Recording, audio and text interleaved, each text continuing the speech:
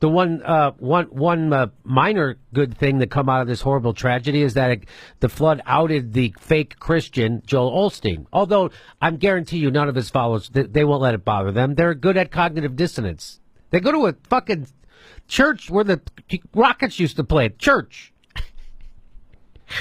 So guess who is taking care of people in Houston? Guess who is taking care of people in Houston? Well, Texas Muslims are turning mosques into shelters to help Harvey victims. Isn't that funny? Because Joel Osteen, he had to have everybody in the world beat him over the head on Twitter, Facebook, Instagram, and the Today Show on NBC had to hit him over the head. Hey, you know you're supposed to be a Christian, right? And then he finally opened up his doors to his mega church to let people in, finally, on Tuesday.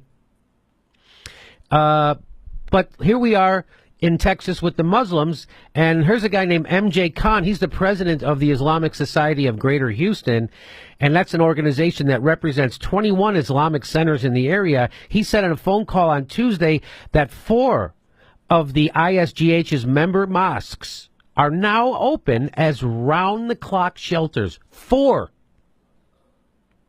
Immediately, 4. This is an obligation, a religious obligation to help others, Khan said. When you give, you don't give only to your own family. You give to anybody who needs help.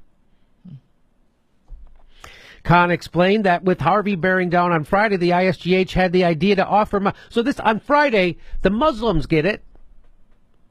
They're like, hey, maybe we should get out in front of this. Maybe we should start thinking about helping people on Friday. So on Friday, the ISGH had an idea to offer mosques as shelters to anyone who needed refuge. The problem, he explained, was that many of the roads weren't passable. As of Tuesday, Khan said, 4 mosques were operating as fully equipped shelters, staffed and stocked by local volunteers.